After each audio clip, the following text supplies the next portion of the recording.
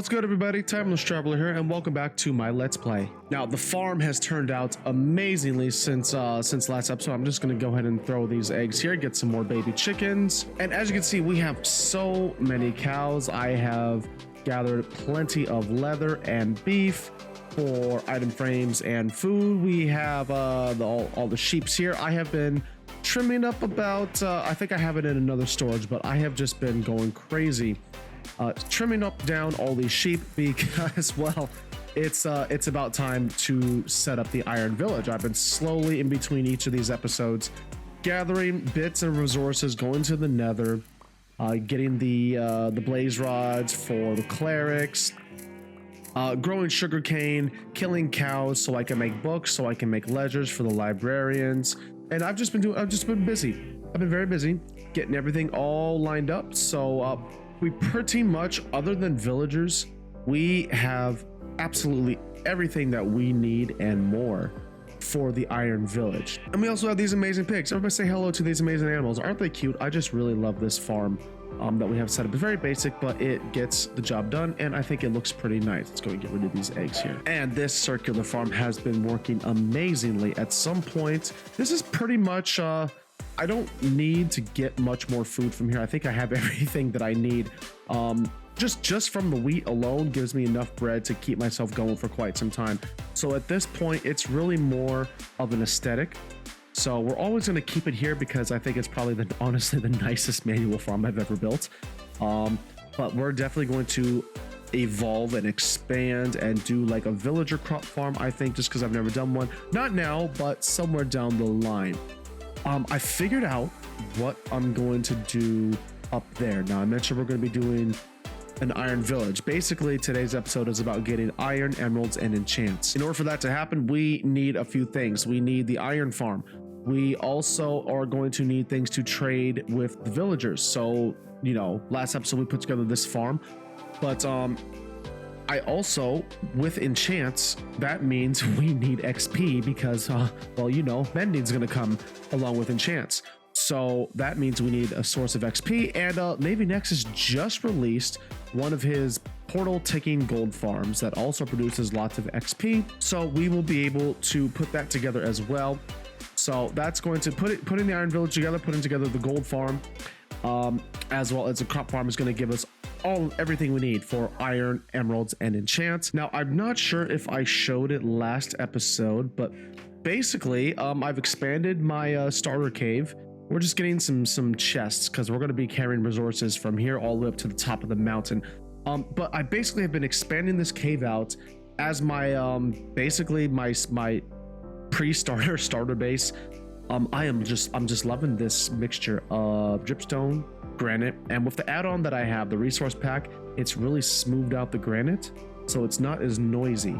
So it matches better with the dripstone, I think, but it still has the color to, you know, kind of match in with the raw copper block. So I think these three together make a nice combination. But so now we're all about just gathering up. This is all of the raw ingredients, everything except for the building blocks, basically, for the Iron Village. So we're going to go ahead and we're going to get all these resources. We're going to take them up to, I figured it out. It matches up perfectly. We're going to go to the very top of the mountain. At the snap of a finger, we're going to be at the top. And with the power of editing, we are standing at the very, very top of the mountain in a moment's notice. Now, if we take a look down at the farm back there, you'll notice that we can't see the animals. And if we look at the farm, we also can't see the crops. This is very important because anyone that knows me and my my Iron Village, I use about 80 villagers. 80 villagers, that's 80 entities. They're also going to be spawning in a maximum of 8 iron golems at any given time. And then I don't know the number of cats, but basically we're going to have almost 100 entities rendered at one time. So building a farm of this caliber, of this capacity, requires that we stay away from the main area. So this village has to be a little segregated from pretty much whatever we have. If we're spending most of our time down there, then we want to make sure the village stays up here. So let's go ahead and we're gonna have it right here. It's perfect amount of space. It's like a 35 31 by 31, something like that. We're just gonna go place this down and put all of our resources in here. Now I have to come up here with the building blocks, so it's gonna take me a trip or two, but we'll get there. And then the beautiful thing about this is we're here in a meadow biome. I mentioned this, I think, episode 1. Almost every tree is supposed to spawn in with a bee's nest. So we can see we got ourselves a lovely tall birch, and we got ourselves a wild oak tree, and there's another birch over there. I'm pretty sure you can't see it on your end, but I can see that there is a bee's nest over there. We have, oh, look at this, we already got bees, we've got the honey, and we even have some more bees nests over here. So we are, once we have our enchants and we have our silk touch, be ready for a bee farm. Yes, be ready for that. Now, unfortunately, until we develop this mountain a little bit more, really don't have any practical way of getting up and down. Oh, what? Oh no. Oh, what? Okay. Okay, I let me go get my stuff back. I really should not have fallen from that height, but somehow that ended up happening anyway. So okay, let's get this stuff. What I was trying to say was, until we have this area a little bit more developed, that's really our only way down the mountain.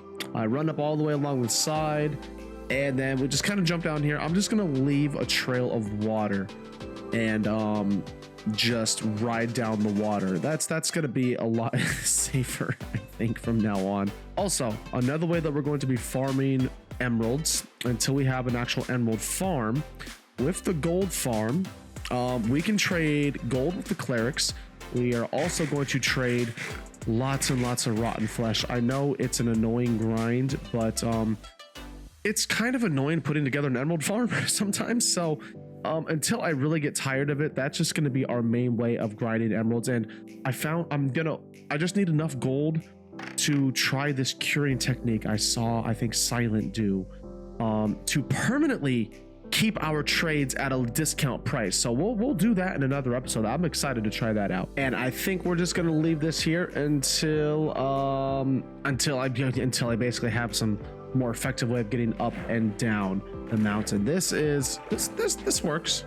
This is acceptable. I'll allow this. Now, while I have an idea of what materials I'm going to use, my biggest concern is that it's going to look probably a lot like it was on the Timecraft server, which, I mean, I guess it's fine. I don't know what else to use. I liked the way that one turned out, but I'm going to try to do something a little different. But anyway, we have, I believe, all of the resources needed to build not just the Iron Village, but we're also going to be building the gold farm. I think, you know what, now I think about that, it looks like right up there is going to be a nice spot for it. So let's go ahead, we're going to take care of this, take care of these 2 farms, crank them out, and then work on villagers. That's going to be the annoying one. We'll get the villagers in here, and then try to start getting some trades in and get some enchants. So here we go.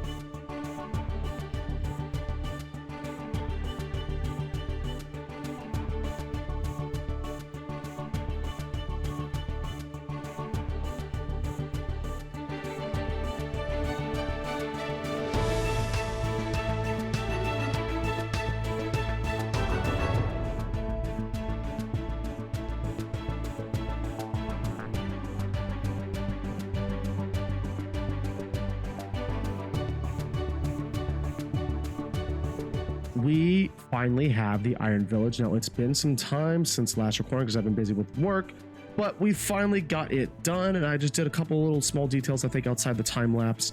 We got the nice chain here. And based off of learning from last time I put together an Iron Village like this back on the Timecraft server, I'm making sure to establish a perimeter to prevent creepers from getting all up in there, because zombies like to come towards the villagers. As we saw, there's rotten flesh over there. The zombies just kind of chill around here. Creepers, skeletons, all that stuff. And sometimes a little fight breaks out. In my experience, we got one right now up there. In my experience, sometimes a little fight breaks out. Creeper goes boom, boom, blows a hole in there. Out goes the villager, or villager dies, which of course we don't want happening. Now, none of the villagers are programmed yet. I mean, they all have their trades. They all have their jobs. Let me show you real quick.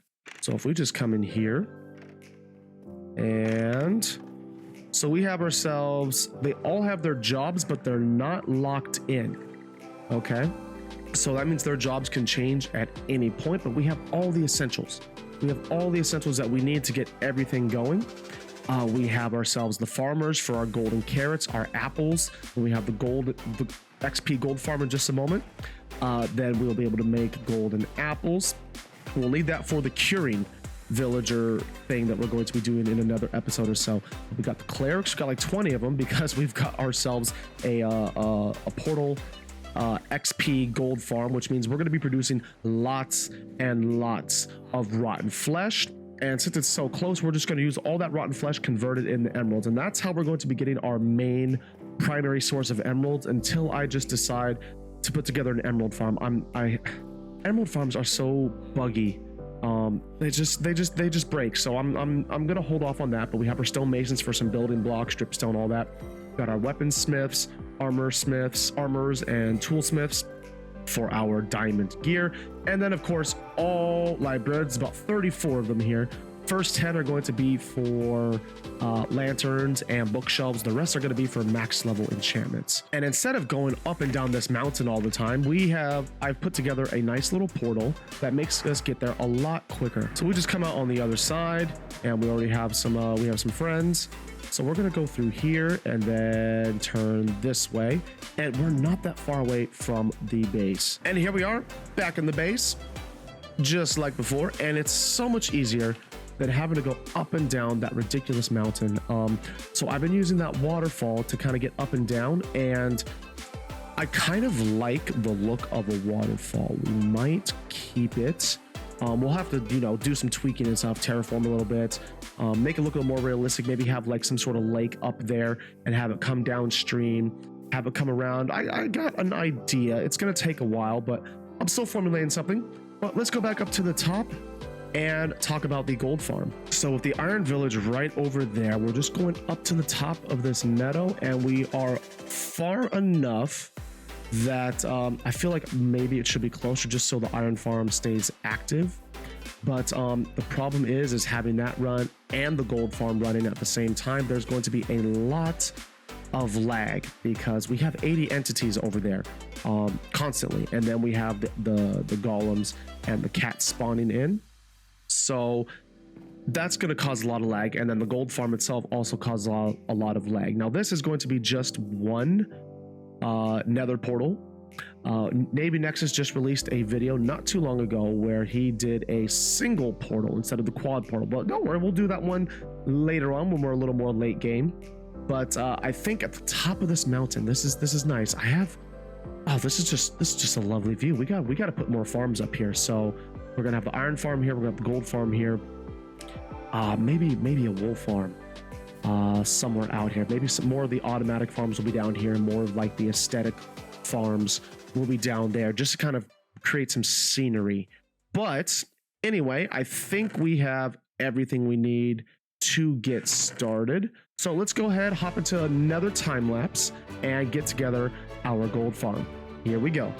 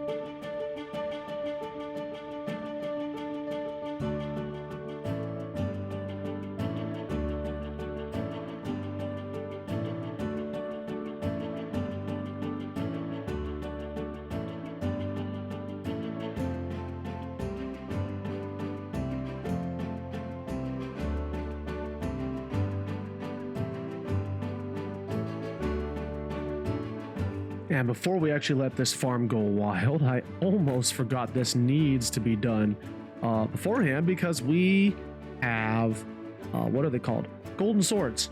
Those things are such a pain. And also because we have the mob heads add-on, we're also going to be getting pigman heads. So that's going to have nowhere to go. So we need to basically make a trash compactor. Very simple little comparator clock here. Got ourselves some redstone going in. So it's pulling the signal from here. It tells us there's items inside. When that happens, it's going to pop out a signal. It's going to max it out with the repeater. And then we're just going to, there's our comparator clock right there. Now, in order to have that trigger into the dropper, we just got to place ourselves down a repeater. And there we go. So that pretty much makes out the entire gold farm. We have ourselves the garbage disposal system for the swords, the heads. Right now, we currently have, so we have 8 storage compartments on both sides, totaling 16, okay? The first 5 are going to be rotten flesh. The next 2 are going to be gold nuggets. The last one is going to be gold ingots because, well, anybody that knows how these farms work, rotten flesh is produced the most, and then nuggets are produced a lot, but not as much as rotten flesh. And then, of course, ingots, it takes a little longer. We got ourselves a nice little room here. Everything's all set up, so we gotta turn on our trident killer first. Let's see how quickly I can get to level 30. So we turn on our trident killer. It's a trident in there, okay. And then we gotta go ahead and we'll turn on this portal real quick. Just like that. Let me turn this down. It's gonna get real loud. There we go. There we go. So far, so good. We're getting, we got looting too, because I don't have max enchants yet, but it's enough to get ourselves enough gold and rotten flesh to start our iron village trading. And you know, honestly, I think Navy Nexus is probably going to update his quad portal farm, because with powdered snow, it's actually better at breaking portals than using water buckets.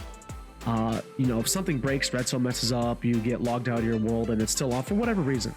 The powdered snow isn't going to cause as much damage. It's not going to spill because it's powdered snow, whereas water, you know, something happens and then water just comes all over the farm, wipes away the redstone, the circuitry, all that stuff. We don't want that. So for anyone that's putting together farms like this and your portal breaking system, if you are still using water, I would definitely recommend go ahead and get yourself some powdered snow instead. And it hasn't even been 5 minutes. We're already at level 30. We're gonna let that run. I want to see just how much loot we're getting so far. By this point, the item filters should already have everything they need, so everything at this point should start to be profit. Okay, got ourselves some rotten flesh. Let's see if we're getting any nuggets. Good. Probably not going to get any ingots. It's going to take a while before the item filter fills up, and then we're getting stuff on this side. That's good. Perfect. Nuggets. Okay. And no ingots yet. It's still filling up right here. No worries. So we now have access to iron. We now have access to all the villagers, all the trades. We have access to the gold, and very soon we're going to have access to all of the enchantments that we could possibly need to go further on in this playthrough. So I think we're going to wrap it up here, everyone. We got a lot done today. Thank you all so much for watching. I am Timeless Traveler, and this was my Let's Play. Now, pretty much, I'm just going to stay here and let this run for a day or so. Go ahead and gather up enough gold and iron, as well, of course, as rotten flesh. Trade with the clerics. Get all of our max level enchantments, and then I think maybe stay tuned for next episode. We're probably going to work on getting some better discounts for the villagers. It's already going to take me an entire in real life day just to program all the librarians and get all of the perfect enchantments that I need. So that's going to be a while. So be on the lookout for what's to come after that. But we're going to try to work on curing them. I found out that now we can permanently get some discounts.